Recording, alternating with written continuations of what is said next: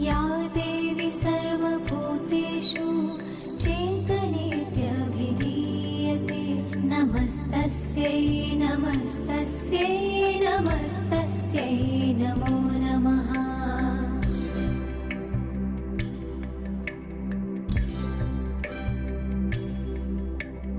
या देवी सर्वभूतेषु बुद्धिरूपेण संस्थिता नमस्तस्यै नमस्तस्यै नमस्तस्यै नमो नमः।